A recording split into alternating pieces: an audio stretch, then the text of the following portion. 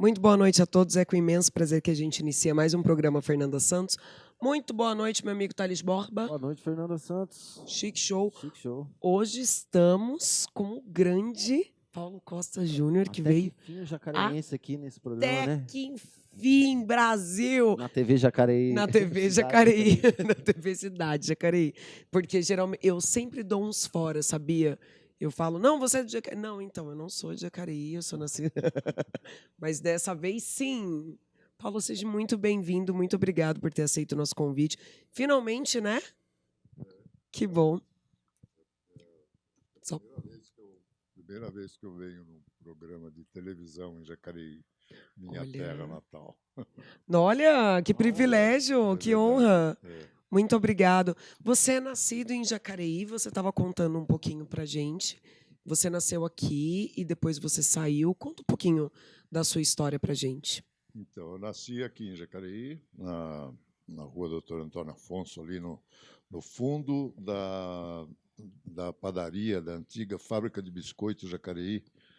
Famoso biscoito. Bem do lado do forno. Então, o pessoal disse que eu cresci porque eu nasci perto do forno. Boa.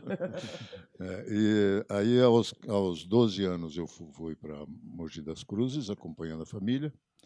Voltei de novo por 2 anos para estudar na escola agrotécnica Cônego José Bento. E depois disso, não voltei mais para Jacareí. Vim, assim, eventualmente, para uma passagem ou outra, né? Mas morar aqui não morei mais. E vem a passeio e para dar entrevista para gente agora. Exatamente. Eu estou hoje aqui só para isso mesmo. Estudou nessa escola é muito famosa, né? Que foi daí que iniciou. A gente estava, né, até falando sobre a Fapija e tal. A Fapija era lá, né? Passava lá, era lá que se organizava o show e tudo mais, né? E ela foi uma escola muito importante na época que eu estudei lá, porque não tinha 2 escolas no Brasil inteiro agrotécnica, né? E uma faculdade de engenharia agronômica. Então essa era a única que formava técnicos, né? Mas daí eu não continuei, não. Achei melhor fazer outra coisa da vida. Não seguiu. E o que você fez logo depois? Eu fiz direito, na verdade, né? Fiz contabilidade, depois fiz direito. Mas também nunca advoguei, não. Eu sempre trabalhei no ramo de moda. Ah, é? Minha vida toda foi no ramo têxtil, né? Trabalhei em fiação, trabalhei em tecelagem, perdão, em fábrica de roupa, de camisa, de jeans.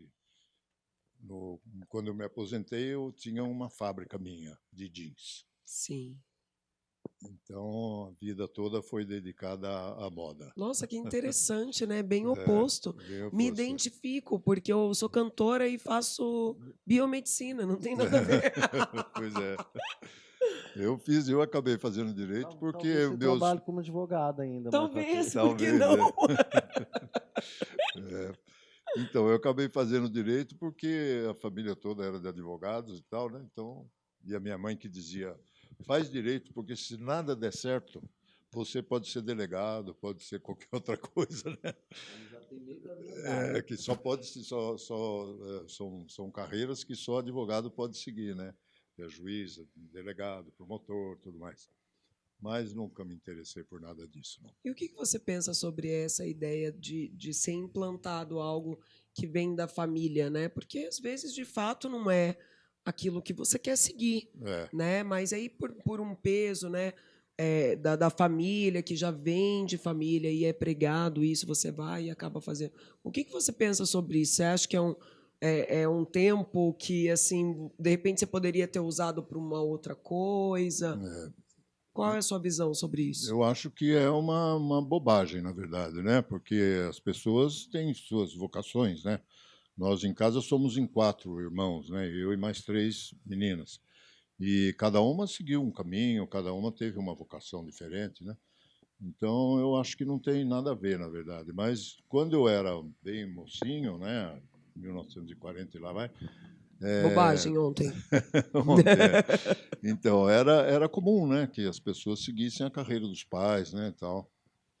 Mas eu acho que isso não criou muitas frustrações, eu acho, né? Muita gente ficou mal profissional porque tentou seguir a carreira dos pais, que não tem nada a ver com a pessoa. Porque não é feliz, né? Não faz aquilo É, que realmente gosta e acaba fazendo ali por, né, por um peso, assim, de repente. Pressão da família e tal, né?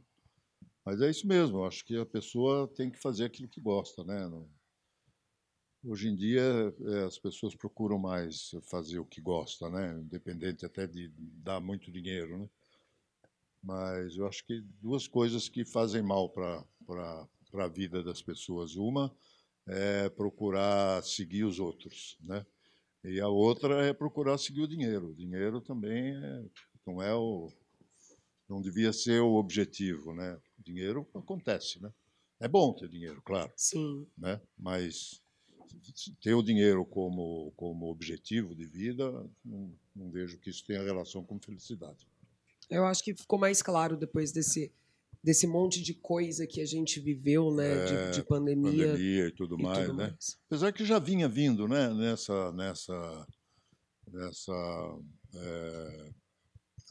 os jovens já não estavam mais procurando tanto dinheiro, né? Pelo menos uma boa parcela, né? Então é assim. Tanto é que a gente está na música, né, meu amigo? A gente persiste, né? A gente tá lá, firme. A música pode dar muito dinheiro, né? Olha, se a gente for para um ritmo, para outros ritmos, acho que sim. Pode dar muito dinheiro, sim. Mas, Paulo, me diz uma coisa, você estudou fora também? Eu fiz um curso de especialização em marketing na Universidade de Stanford, na Califórnia. Uau! Mas não é um curso, é um curso de 6 meses, né? Sim, mas... mas é importante. Para mim foi importante, porque na época eu trabalhava na São Paulo Alpargatas. Sim. E era uma empresa que uma metade, mais ou menos, era voltada à moda mesmo, né? A outra metade era voltada a calçados. Né? Tinha Alpargatas de calçado, São Tinha José. em São José, São Onde José é o dos Vale Campos, Sul. Tinha 23 fábricas quando eu trabalhei lá, tinha 30 e tantos mil empregados. Um monstro. E aí, para poder trabalhar a moda, você tem que entender muito de marketing. Porque a moda, na verdade, é uma camiseta e uma calça é moda, né? Mas a moda é que vai fazer você se identificar com algum grupo, né? Então, você precisa ter um conhecimento de marketing importante. E por isso é que eu fui fazer esse curso lá. Foi em 1980 e alguma coisa. Uau! Nossa, Califórnia, quente. Palo Alto. Surfista pra caramba. Não, a cidade de São Francisco, né? Palo Alto é onde fica essa universidade. Ela fica como se fosse Santa Branca e Jacareí, né? Fica bem pertinho. Nossa. E São Francisco é um sonho, né? Nossa, não tem nada mais legal que São Francisco. Imagino. Né? E você chegou a ficar um tempo lá ou você foi para estudar? Meses, só foi para estudar, estudou e voltou? 6 meses sem vir para... Voltou assim, não, me deixem aqui. Me deixa pelo amor de aqui. Deus. Mas não é fácil, não. A concorrência lá é muito, muito dura. Imagino. Não é fácil, não.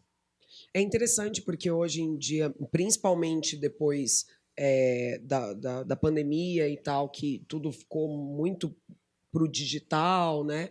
O quanto a gente escuta falar, né, de marketing, o quanto que precisa e ver várias especializações e estudo daqui e tal. Então é bem interessante, né?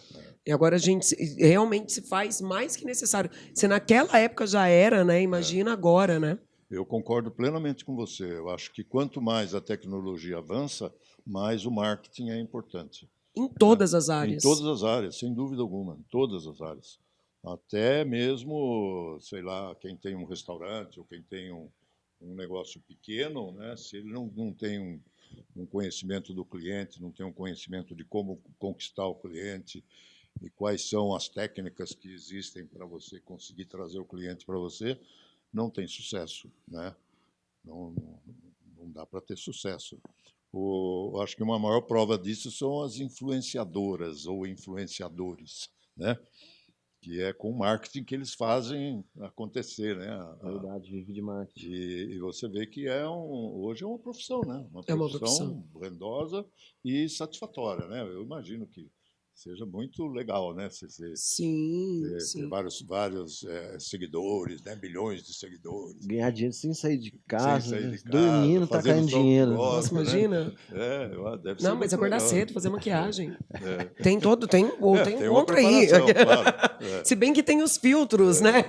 Mais Hoje em fácil dia tem os ainda. filtros. Mas tem é isso. tem algumas coisas assim que eu acho que deveriam ser ensinadas na escola para os nossos pequenos, né? É. Acho que é essa questão. Tem algumas coisas que deveriam sim, porque daqui para frente isso vai ser ainda mais, né? À medida que a Marketing, tecnologia finanças, avança, né? Um pouquinho de educação financeira.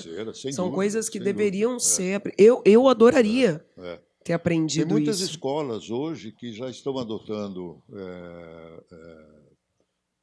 aulas de educação financeira para criança mesmo, né? Educação financeira para saber também o que significa o marketing, né? Porque o marketing, se Exato. for mal orientado, ele pode ser também dirigido para o mal, né? Pode ser dirigido para o terror, né? De fake news, né? De espalhar coisas Mentira, né? ruins com relação a pessoas, a adversários, né? Nós sabemos bem disso, né? Sim, Verdade. exato. Fake acho news que é o isso novo nome que inventaram para mentira, né? Mentira, é E verdade. tem pessoas especializadas nisso, Muito, né? sim. Que perdem ou ganham o seu tempo, não sei como dizer isso, fazendo isso, né? Usam o tempo para isso, né? Usam o tempo para fazer o mal através da tecnologia, né?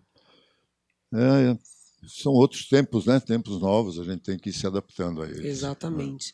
E Paulo, e aí você encerrou a sua carreira, né? Se aposentou. Isso. E conta um pouquinho o que foi acontecendo depois. Aí, bom, na verdade eu me aposentei e continuei fazendo alguma consultoria, né? Mas o que aconteceu foi exatamente isso. Eu descobri que a tecnologia andava mais rápida do que a minha cabeça. E como consultor, isso é fatal, né? Um consultor que não acompanha a tecnologia não tem como prosperar. E até que algumas coisas me levaram a chegar à conclusão que o melhor era parar de trabalhar, né? Uhum. E aí conheci minha mulher, que eu fiquei viúvo, né? Depois de uns 2, 3 anos, eu conheci minha mulher, que é uma jornalista, e descobri outro mundo, na verdade, né? Porque nós somos pessoas diametralmente opostas. Sim. Né? Ela é tipo assim mais socialista, mais progressista, né? Uhum. E eu sou mais liberal no sentido econômico, um pouquinho mais conservador, né? Então até os nossos amigos diziam: isso não vai dar certo, né? Isso não vai dar certo. Mas deu tão certo que eu virei até escritor, né? Por influência da minha mulher jornalista. Foi depois da aposentadoria? Depois da aposentadoria. Eu acho que eu sempre tive uma certa facilidade para escrever, porque quando eu tinha 14 anos, eu tive o meu primeiro emprego. E o seu argentino, que era num banco, né, Banco Moreira Salles, e o seu argentino, que era o gerente do banco, ele descobriu que eu sabia escrever, cara, com 14 anos, né? E aí ele me transformou no correspondente. Eu fazia todas as cartas lá, cobrando os camaradas, oferecendo isso. Não é como hoje, que tem tudo algoritmo, né, para fazer as coisas, robô e tal. Não, você tinha que sentar na máquina de escrever e escrever, né? E botar o negócio. Você não tinha que botar no correio, lamber o envelope, fechar e mandar para o correio, né? E eu, durante 2 anos, eu fui correspondente, de 14 e 15 anos, correspondente do Banco Moreira Salles em Mogi das Cruzes, quer dizer, né? Uau. Tinha que ter algum conhecimento de como escrever, né? Sim, exatamente. E aí eu morava numa casa, minha mãe, quando ela saiu daqui de Jacareí, ela tinha uma pensão pequena, e tinha 4 filhos, e os filhos já crescendo na idade de fazer colégio, até faculdade, né, a minha irmã mais velha. E aí ela resolveu, então, ir para Mogi das Cruzes numa pensão maior. E era um casarão, sabe? Um casarão enorme. Enorme, acho que não é bem o termo, não, mas é um casarão icônico, sabe? Um casarão muito bonito, chamava atenção lá, né? E ela morou lá uns 12, 13 anos, e eu morei uns 10 anos mais ou menos, depois me casei e fui para São Paulo. Mas esse casarão chamava muita atenção. E uma vez eu dei uma entrevista para a TV Mogi, de Mogi das Cruzes, né, o Diário, e falando lá sobre o casarão e tal, e daí começaram a fazer muitas perguntas e eu resolvi escrever o livro, né? Olha. O livro contando a história do casarão e tal. Esse foi o meu primeiro livro. E foi um sucesso, né? Já está na 3ª edição, já tá esgotando a 3ª edição, ainda não esgotou, mas está quase. E vai sair uma 4ª, porque continua tendo boa procura, né? Aí, então, eu descobri uma coisa que eu gostava de fazer, que eu gosto de fazer, entendeu? Eu gosto de escrever. Eu gosto 2 coisas que eu gosto de fazer muito, além de pessoas, né, mas de coisas que eu gosto de fazer, que é cozinhar e escrever. São as 2 coisas que eu gosto. Cozinhar também. Cozinhar é muito bom, né? Eu cozinho em casa, eu que cozinho, todos os dias. Não é eventualmente, não. Todos os dias eu cozinho. Eventualmente a minha mulher cozinha. Ela cozinha muito bem, mas ela descobriu que eu gosto, então ela fica na piscina tomando sol e eu Ai, que... que delícia, bom também, né? E eu é que fico na cozinha. Certíssimo. Mas cozinhar é maravilhoso, Cozinhar é né? bom, é bom. Eu gosto de cozinhar, gosto. Gosto de cozinhar, gosto de beber, gosto de comer, gosto de escrever, demais, gosto né? de amar, gosto de um monte de coisa. Gosta de viver, Gosto de não é? viver, gosto de viajar, gosto de tudo. E esse primeiro livro, qual é o nome do livro e quando foi lançado? O Casarão da Coronel e suas histórias. Casarão da Coronel porque ele fica na rua Coronel Souza Franco e é fácil de identificar. Quem é de Mogi sabe do que se trata. E foi em 2018, 19, por aí, né, que eu comecei a escrever, acho que foi em 18, mas foi lançado em 19. É recente. É recente. Porque teve um outro motivo também que levou a escrever sobre o casarão, porque o casarão foi tombado pela prefeitura de Mogi das Cruzes e virou um museu. Hoje é um museu virtual da cidade de Mogi das Cruzes, MUVI que chama. E então, como teve todo aquele processo de restauro, etc., tinha mais um motivo para escrever, né? E aí o livro, na verdade, o livro não foi só eu que escrevi, não, fui eu e a minha mulher. Né? Ela fez o livro dividiu em 2 partes, né? Uma parte é a história das pessoas e a história da vida do casarão lá, né? E a outra parte é a história do restauro. Sabe como que foi feito o restauro, todo o processo burocrático, com muitas fotos acompanhando porque o casarão estava caindo, sabe? A opção era ou restaura ou vai demolir, porque não dá para ficar como está. Era de que ano, mais ou menos? De 1920. Ele foi construído, começou em 1920 e terminou em 22. Só que ele tem umas características que na cidade de Mogi das Cruzes não existia. Por exemplo, ele tem um recuo, tem um jardim na frente. Não tinha isso em Jacareí, em Mogi. Ele foi feito de tijolos. Naquela época não se fazia ainda casas com tijolos, fazia com taipa de pilão, né? Ele era o único imóvel que tinha porão, sabe? Porque Mogi é muito úmido, né? Então o porão ele ajuda a manter a temperatura da casa mais estável, né? Então tem várias coisas que tinha afrescos que foi pintado lá por um pintor também conhecido na cidade. Enfim, tem várias características daquele casarão que só ele tinha, né? Até há muito pouco tempo, só ele que tinha aquelas características. Um estilo neoclássico, sabe? Uma coisa bacana. Então, chamava muita atenção, né? E aí eu resolvi escrever o livro e contei histórias lá algumas histórias picantes que aconteceram lá dentro. Olha né? só! Teve de tudo naquele livro lá. Tem assassinato, tem chantagem, tem namoros assim infantis, mas tem também namoros adultos. É muito legal. E aí tá indo para a quarta já. A próxima vai ser a quarta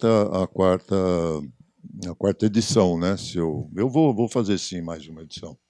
Acho que vale a pena fazer. E foi um caminho sem volta começar a escrever, porque agora já temos o segundo. Tem o segundo, né? Esse livro ele foi um pouco prejudicado, esse Alma Indômita. Ele está na primeira edição ainda, né? Porque eu terminei o livro justamente na pandemia, né? Então não foi feito o lançamento do livro, entendeu? Não foi feito nada, foi feito um lançamento assim virtual, né? Nada igual ao que foi do Casarão. O Casarão, para você ter uma ideia, vendeu 100 livros em 2 horas. Uau, que coisa boa! Aí fiz uma segunda edição, mais 100 livros na segunda, né? E vendeu em 3 horas. Aí a terceira edição ainda está vendendo, está vendendo. Inclusive teve uma situação interessante, porque o único livro que tem uma parte que fala de restauração de um imóvel em Mogi e que fala de todas as fases da restauração, que é uma burocracia tremenda, né? Que foi feito pela Vanice Assas, que é a minha mulher. E então, agora há pouco tempo, um professor indicou o livro como material didático, sabe? Para estudar restauros, né? E então aumentou a procura por conta disso também, né? Enfim, foi muito gratificante. Esse livro foi muito gratificante. Sensacional. E esse livro conta um pouquinho da história dele para gente. Então, esse livro é o seguinte: o personagem é meu pai, né? Mas eu escrevo o livro não porque ele foi meu pai, porque eu acho que não tem nada a ver, né, escrever sobre o pai, né? Interessa para muito pouca gente. Mas acontece que esse homem foi um homem muito aventureiro, sabe? Uma coisa assim, muito diferente do que a gente está habituado a conhecer, né? E você ter uma ideia assim, né? Em um único ano, a minha família já era composta de 4 filhos, né? Marido, mulher e mais 4 filhos, 6 pessoas. Nós mudamos 5 vezes de casa num único ano. Dá menos de 2 meses para cada casa. Tirar da caixa e botar de novo. Tirar da caixa e botar de novo. E nesse ano ainda foram 3 cidades diferentes. Foi São Paulo, Ribeirão Preto e Santa Branca. 3 cidades diferentes, no mesmo ano. Ele era completamente louco. E daí, quando ele tinha 30 e poucos anos, ele veio para Jacareí para fazer um trabalho político aqui. É um trabalho meio complicado, acho que não vale a pena falar agora sobre isso, né? Mas ele veio para cá para fazer um trabalho político e conheceu a minha mãe. Minha mãe era jovem, tinha 18 anos, mais ou menos, e a mãe dela, minha avó Isaura, era dona de um hotel aqui em Jacareí, do Hotel Central, que fica no Lago do Rosário. E ficava, né, no Lago do Rosário. Hoje parece que é um laboratório de análises clínicas lá. E ele conheceu a minha mãe lá, eles se apaixonaram, e também a minha mãe tinha acabado de romper um namoro, e ela queria meio que se vingar do namorado. Dar o troco. Dar o troco pro namorado e tal. E acabaram se casando, né? E aí ele via assim, né? Ele tinha um bom emprego na prefeitura, ficou em São Paulo, na prefeitura de São Paulo, ficou lá um tempo, depois se cansou da prefeitura, foi para uma chácara, se cansou da chácara, foi para outra, se cansou da outra. Aí veio de novo para Jacareí, minha avó resolveu aposentar e passou o hotel para os meus pais, para o meu pai e para a minha mãe. Em menos de um ano ele vendeu o hotel. comprou uma fazenda em Santa Branca chamada Macuco, que não tinha estrada. Ele construiu uma estrada para chegar, para conseguir tirar a madeira. Aí, aquele ano, choveu para burro, os caminhões atolavam, não conseguia tirar madeira, um deles tombou, o motorista teve que ser indenizado e ele perdeu tudo, foi à falência. Meu Deus! Aí, só para ter uma ideia, né, teve lá uma casa de móveis que foi retirar os móveis de onde a gente dormia. Nossa. Né? Barra, viu? Barra. Quem nos ajudou muito nessa época... Dele. Como é que é? Você lembra desse? Tem lembrança dele? Lembro. De tudo isso eu lembro. Lembro porque é muito marcante, né? Lembro, sim. E eu lembro de coisas assim, até de 2 anos de idade eu consigo me lembrar. Quantos anos você tinha nessa época? Nessa época eu tinha... Tudo? Então, eu tinha 3 anos por aí. Assim, Uau! Né? Com 4 anos ele sumiu. E quem nos ajudou muito foi o Dr. Pompílio Mercadante. Dr. Pompílio, meu pai ele estava ganhando dinheiro e estava construindo uma casa. Estava pronta praticamente a casa, em frente à Santa Casa, ali na rua Dr. Antônio Afonso, esquina com a Corneteiro Jesus. E quando ele entrou na pior situação de falência, né, o Dr. Pompílio tinha uma casa em frente ao mercado, ali na rua Dr. Lúcio Malta. E ele trocou de casa, sabe? O meu pai ficou com a casa dele, que era menor e menos valiosa, e deu a casa que ele estava construindo lá em frente à Santa Casa para o Dr. Pompílio. E aí, com esse troco, é que ele foi parar em Ribeirão Preto, sabe? Fazer negócio de fruta. Demorou 6 meses, ele descobriu que o negócio de fruta tinha que ser outra história, era outro ramo, não era o dele. Buscar outro caminho. E aí foi um desastre em cima do outro e ele deu no pé. E aí essa história você conta aí?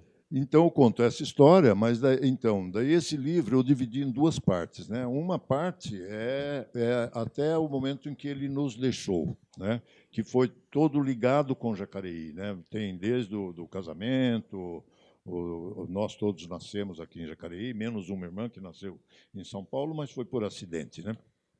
Na verdade, a gente era de Jacareí. Eu estudei no Grupão, aqui no Coronel Carlos Porto, né? E então, desde que ele apareceu até que ele saiu daqui, é um livro e é um livro biográfico. A história é real, não tem nada inventado ali, é tudo real mesmo, né?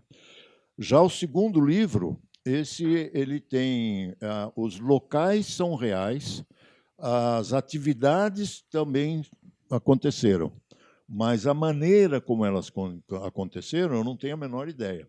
Então, eu inventei uma história para poder contextualizar e contar tudo o que foi. Então, legal. Como eu acho que foi a história, né? E no fim deu uma história interessante, sabe? Um livro de aventuras e tal, né? E aí o final real também, né? O último capítulo também aconteceu exatamente do jeito que está contado no livro, que foi a ida dele para o Belém do Pará. Belém não, para o Pará. Ele passou por Belém, mas não ficou lá. Ele teve lá um conhecimento em uma cidade chamada Baião, e depois foi para Cametá, que é uma cidade próxima, e lá ele veio a falecer. Interessante. E aí a gente estava aqui conversando nos bastidores, né? E aí você estava falando que vocês foram até lá agora. Fomos. Foi antes da pandemia, né? Isso, de 2020, né? 2020, logo no começo de 2020, eu e minha mulher, nós fomos lá para Cametá. Para recolher detalhe. Para ver se a gente descobria os detalhes, né? Aí foi um monte de coisa assim, né? Tipo, entramos na cidade, o primeiro lugar que você imagina que você vai conseguir alguma informação é no cemitério, né? Tá certo? Uma pessoa ali que você morreu, começa a rastrear, né? Cemitério, né? Começa a puxar. Né? Então vamos lá no cemitério. Chegou lá, o cemitério era uma coisa assim incrível, não tinha nenhuma identificação, nem rua. Você tinha que passar por cima dos túmulos para poder ter acesso, sabe? Perguntamos para o cara lá, escuta, né? Deu registro de quem morreu e tal. Registro? Não tem registro, não. Misericórdia. Não dá, não tem nada disso e tal. Aí o que aconteceu é que a gente saiu do cemitério frustrado, porque, né, não conseguimos nenhuma informação e tal. E tinha lá um casarão interessante. A gente ficou olhando lá o casarão. Uma pessoa perguntou: vocês gostaram? Querem conhecer? Queremos, né? Então, isso aqui é é um museu, na verdade, né? É um museu, mas ele está em reforma e não pode entrar. Mas eu estou vendo que vocês não são daqui, estão interessados, eu vou arrumar para vocês visitarem. E, de fato, a gente conseguiu entrar. E o camarada que estava cuidando lá do museu, a gente contou a história, né? E ele falou: puxa vida, eu acho que eu posso ajudar vocês. Ele tinha uma sequência de livros, sabe, com todos os óbitos, inclusive daquela época que ele tinha morrido, né? Aí nós ficamos lá, procurando os livros, ficamos a manhã inteira lá procurando os livros. Ele saiu para almoçar, voltou, a gente não foi almoçar e ficou procurando, até que esgotou, vimos todos os livros, não encontramos nada que pudesse ser, né? Aí a minha mulher é jornalista, né? Jornalista meio que investigativa, né? Ela tem uma perspicácia, né? Aí ela olhou e viu, e aquele livro lá em cima, né? Olha. O cara não estava lá, ela que me falou, né? Aquele livro lá em cima. Eu falei: mas aquele lá, acho que não é, né? Ela falou: eu vou ver. Subiu na prateleira lá, sem escada, né? Subiu na prateleira, pegou um livro desse tamanho, dessa largura, assim. Uau! Pegou o livro, começou a olhar. Estava na penúltima página, cara, na penúltima página. Quando ela virou, está aqui. Nossa! Achamos, Uau!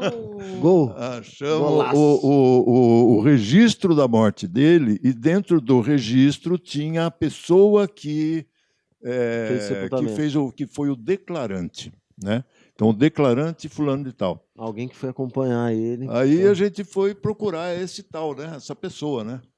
Aí, puta, também a gente não conseguia achar, não conseguia, puta, estava chovendo, aquelas lameiras, sabe, esgoto ao céu aberto lá em Cametá, não tem esgoto, é na rua, né? Estava andando, meu Deus, né? Puta, temos tanta informação e a gente, eu acho que não vai conseguir chegar. Aí estava passando assim, e a minha mulher viu um camarada que estava fazendo umas fantasias para o carnaval, né? Porque foi em fevereiro, né? Estava perto do carnaval e a pandemia ainda não tinha estourado, né? E estava fazendo lá umas fantasias, ela achou bacana e foi lá conversar com o cara. O cara é gaysíssimo, né? Fazendo fantasia e tal. E ela ficou entusiasmada lá com o cara. E eu não entrei, né? Fiquei, pô, negócio de fantasia, né? Pô, fiquei lá fora. Aí tinha um cara sentado assim numa cadeira e tal, né? O senhor não é daqui, né? Eu falei: não, eu sou de São Paulo e tal, vim aqui para.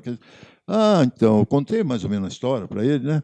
Ele falou: tem uma pessoa que eu acho que pode ajudar vocês. É um jornalista aposentado que fica naquela rua ali, mostrou a rua e tal. Nós fomos lá, né? Ela saiu lá encantada com o homem que fazia as fantasias. Aí nós fomos lá conversar com o cara. Chegamos lá, o cara quase que não nos recebe, sabe? Meio mal-humorado? O cara ficou meio assim e tal. Daí ele acabou cedendo e viu que estava na chuva, ele abriu assim uma porta. Tá bom, vai. Botou duas cadeiras daquelas assim de plástico e tal, né? Senta aí e tal. E aí o cara começou a falar, falou: olha, esse homem que você está falando, eu conheço ele, conheço a família dele. Tem um parente dele que tem uma gráfica aqui. Só que fica longe, fica lá. Cametá é grande, não é uma cidade muito pequena, não, sabe? É maior que Jacareí, eu acho. Eu não sei quantos habitantes tem, não, mas não é pequena. E aí o cara falou: fica lá não sei aonde. Falou o lugar que tinha lá, aquela chuva caindo. Vamos lá. Nós dois embaixo de chuva, andando lá. Chegamos lá no cara, na tal da gráfica, conseguimos chegar. Chegamos na tal da gráfica, o cara falou: esse fulano morreu faz pouco tempo, faz uns 2 meses que ele morreu. Não vai dar para vocês terem informação dele, né? Nossa. Mas eu tenho um parente dele que é meu parente, né? Que é meu primo, e ele pode talvez dar informação para vocês. Aí o cara ligou para o cara falou: não, manda ele ir lá na casa da minha mãe. Minha mãe está viva ainda, né? Ela deve conhecer, né? Aí nós fomos lá na casa da mulher, longe pra caramba também, andando. Nada era perto. Andando. Aí chegamos lá, bati na porta, aí apareceu um cara, né? Primeiro foi uma moça, né? Falou, eu falei que era e tal, né? Ela falou: é meu irmão, ele deve saber alguma coisa sobre isso, né? espera um pouquinho que eu vou chamar. A gente lá na chuva, né? Aí chegou o cara chegou assim, olhou para minha cara e falou: é o Paulo. Porque eu acho que eu muito parecido com meu pai, e ele tinha a idade quando eu tinha aquela idade quando ele morreu, né? Então estava bem parecido. É. Desculpa. Ele falou: é o Paulo. Eu falo: não sou filho do Paulo Costa. Nossa. Aí mandou entrar e contou Sou o um monte de Júnior. história. O Júnior. Sou o Júnior, né? Aí contou um monte de história, a mulher lembrava bem dele, as filhas, aí juntou a família inteira, sabe? Nossa! Foi muito legal, muito legal. Olha, muito emocionante, viu? Realmente foi muito emocionante. E aí mostrou a casa onde ele morou, ele era inquilino dessa família, né? A casa onde ele morou, contou como que ele se portava, o que ele fazia, que de vez em quando ele sumia, ia para Baião, lá, que é a cidade de onde ele veio antes, e onde ele teve um romance. Não chegou a casar porque a mulher morreu antes, mas ele teve lá um romance e tal. Quer dizer, eu acho, né? E então a gente ficou sabendo de muita coisa que a gente não sabia antes, ficou sabendo através dessa família. Que virou material. Virou material. Tem fotos da família. Nossa, e tudo. Que legal. E o último capítulo, então, realmente a história de como ele morreu. Que emocionante, detalhe por detalhe. né? É emocionante. Viver... É emocionante para qualquer pessoa. Agora, imagina para um filho, né? Então, eu estava aqui, eu estava pensando exatamente isso. Porque você contando, a gente já começa a criar tanta coisa na cabeça. Imagina para você, né? Muito emocionante. Foi um golpe assim, né? Uma coisa que, se não tivesse alguém assim com essa inclinação para ficar cutucando, né, para ficar procurando, para ficar, né, pegando uma coisa e indo de um lado para o outro, a gente não ia chegar em lugar nenhum, né? Exatamente. Mas teve muita sorte também, né? Muita sorte de encontrar as pessoas certas, né, no momento certo. Se ela não para, por exemplo, para ver a fantasia do cara, eu não ia conversar com o camarada que estava sentado, né? Se eu não tivesse conversado com aquele cara, eu não tinha achado o jornalista. Não teria achado o jornalista, não teria achado o outro. Talvez a gente fosse embora e falou, pô, né, perder uma viagem. Perder não porque conheceu uma cidade, um estado, já vale, né? Mas não, ia sair frustrado de lá, né? Faz muito sentido, nada é por acaso, né? O destino trabalhou aí. Pode ter certeza disso. Parece que tem uma mão invisível que... Exatamente, uma força maior. Uma força maior que nos ajuda, né? Exato. E aí acabou que você concluiu, né? O livro. E como que... E aí não fez um lançamento, foi virtual? Foi virtual. Vamos lançar ele? Só pela internet, né? E foi. Mas vendeu o que eu mandei fazer, vendeu rápido também, né? Não demorou muito, não. Excelente. E aí, pelo menos, eu tenho muitas satisfações, né? Muita coisa que são muito gostosas, né? Encontro pessoas na rua que falam, seu livro, que coisa bacana. Outra que fala, seu livro é meu livro de cabeceira. Eu de vez em quando pego e fico folheando para ver as histórias. Ouvi que o livro é de cabeceira enche o bacana, coração, né? É muito bacana. Porque eu tenho os meus livros de cabeceira e eu sei a importância que eles têm.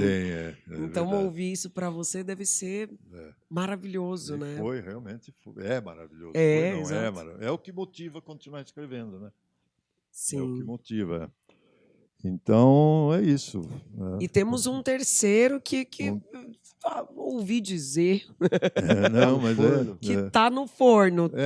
Já saiu do forno, na verdade. Já está na fase da decoração, né?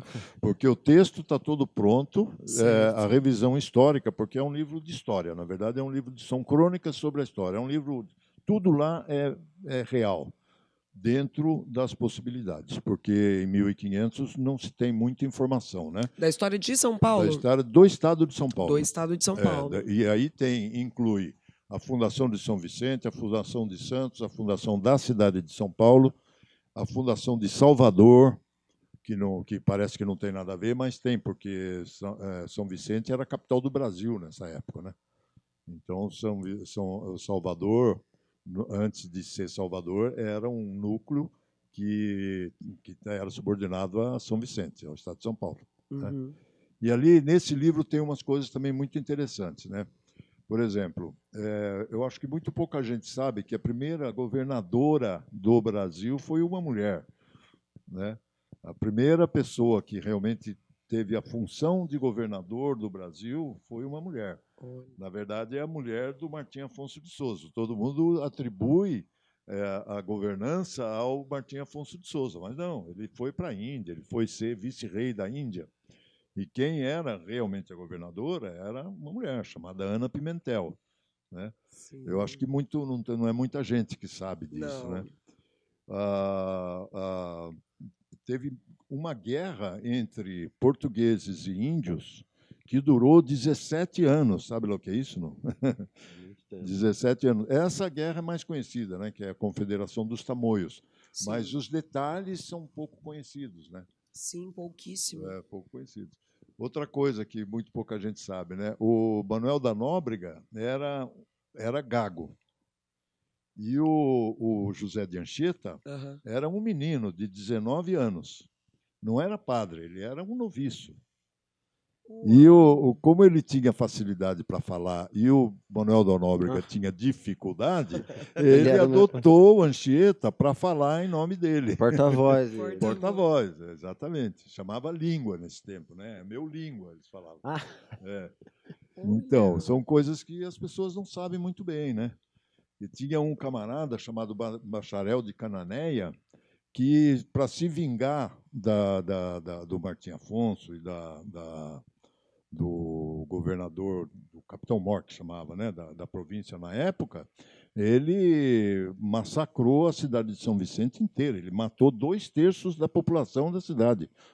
Matando criança e tudo, matou todo mundo. Queimou o cartório, né, que chamava Casa do Tombo, queimou o cartório, enfim, chamou a Guerra do Iguape. Também muito pouca gente sabe que a história foi dessa forma, né? E também tem o seguinte, o que também me leva muito me levou, né, a querer escrever esse livro, é que eu acho uma coisa assim incrível, né? O brasileiro não tem interesse em preservar as suas memórias, em preservar, né, os seus imóveis, né, as suas casas, né? Em Santa Branca, agora mesmo a gente estava passando, em Santa Branca tem uma casa da Dona Maria, que era uma casa maravilhosa, sabe? Uma casa linda, está lá, abandonada, caindo aos pedaços, né? Em Mogi tem vários casarões que estão caindo por falta de preservação.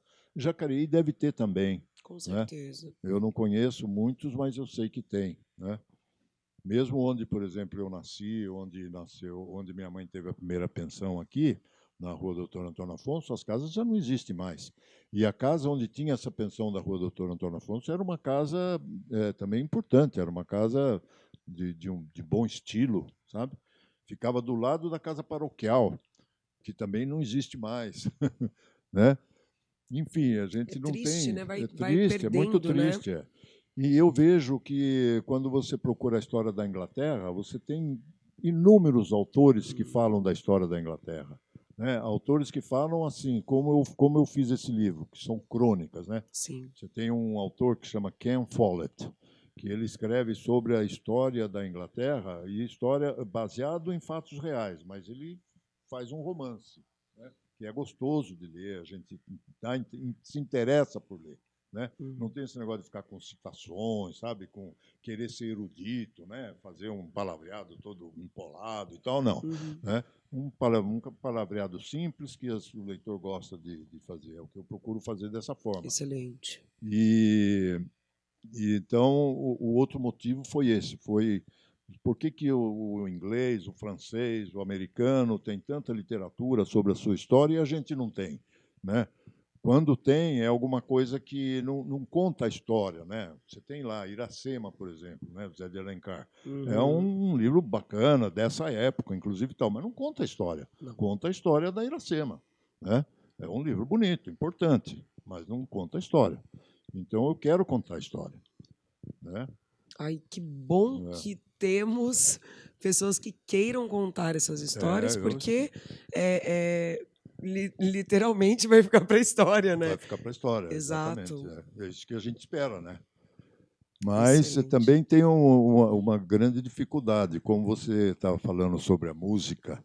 Sim. E a maneira de que quem não é nada contra sertanejo, né? Mas quem não é sertanejo, não tem, não consegue assim um grande sucesso musical, né? Música boa não faz sucesso, não é verdade? Não? Já fez. Já fez, Né? faz tempo. Já faz tempo. Até hoje, música boa ainda se toca, mas é música dos anos 60, 70. Música nova, boa, não faz sucesso. Né? É difícil fazer sucesso. A mesma coisa com livros, sabe? As pessoas não leem mais, não têm mais interesse Infelizmente. em ler. Os jovens não leem. Infelizmente, é uma pena, porque mas livro né? é uma bagagem, um conteúdo. Você vai aonde você quiser, você aprende o que você quiser. Muitas pessoas se desenvolvem, muitas pessoas não sabem que às vezes elas não precisam ter grandes cursos e tudo mais para adquirir um conhecimento dentro de um livro. Que um livro possível. dá. Exatamente. E Paulo, antes da gente encerrar, me diz uma coisa. Eu preciso saber onde eu vou adquirir os teus livros. Eu e todo mundo, né? Então, eu acho que se você fosse de Mogi, seria na Livraria Patão. Certo. Que lá é o lugar onde mais sai livro meu. Mas outra forma é através do meu e-mail, através do e-mail da minha mulher e através da página da editora. Certo. Então, a editora chama Lopes e Ascioli. Tá. Editora. Vai aparecer aqui embaixo. Lopes e Ascioli. E os meus endereços de Facebook, de e-mail, etc., eu acho que tem no release. Né? Então, acho que teria que também gravar embaixo, porque senão as pessoas não vão lembrar. O LB dá um jeito lá. Mas eu tenho muita satisfação em poder atender e eu ponho no correio. Se eu morar lá do outro lado do Brasil, põe no correio. Você me manda? Qualquer lugar do Brasil, então não tem problema.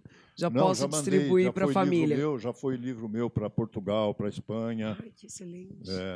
Não tem Este problema. de São Paulo eu estou bem interessada, achei sensacional. Tem previsão?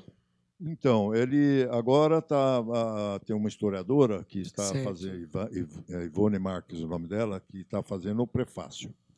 Aí, quando ela terminar o prefácio, daí tem o projeto gráfico, que deve levar um mês, mais ou menos, né? Sim. Que eu quero pôr bastante imagem da época, né? Para ficar mais didático também, né? E depois disso eu tenho que decidir pela editora, mas é quase certo que eu vou fazer com essa editora que fez os outros dois, que é a Lopes e Ascioli. Excelente. É quase certo que vai ser assim. E aí, então, a gente pode até organizar um lançamento aqui em Jacareí. Exatamente. Por que não? Não é? Não é? A gente já coloca a música ao vivo. Acho justo. Entendeu?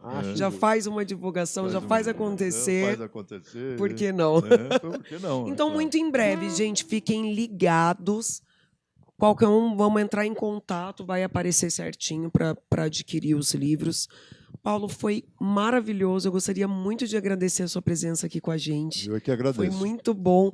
Eu estou curiosa para ler esses e o que está para vir, está saindo do forno. Eu é que agradeço, viu? Muitíssimo obrigado. Eu agradeço mesmo. Foi um prazer. Thales Borba vai terminar com musiquinha. Você não vai mandar um beijo para Fernanda, que faz nossos feitos? E eu vou mandar um beijo para Paola. Eu tô esperta, que faz as nossas artes. Um beijo pro meu amigo Rômulo. Eu preciso mandar tem cara um de beijo. Legal. Tem sim.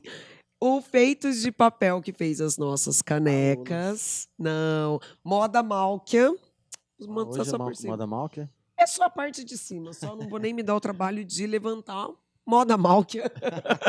TV Cidade de Jacareí. Paulo, muitíssimo obrigado. Deixa suas redes depois. No Facebook, tem Instagram também, tá fácil de encontrar. Qual é o nome que tá no Instagram? Tem Instagram. O nome é Paulo Costa Júnior. Paulo Costa Júnior. Vai deixar ali também. Então, no Instagram e no Face siga, também. No Facebook no Face também. também. Paulo Costa Júnior. Só procurar que você acha lá a página. Show de bola. Entre em contato, entrega para o Brasil inteiro e tá tudo certo. Thales Borba, musiquinha. TV Cidade de Jacareí, muitíssimo obrigada e até semana que vem.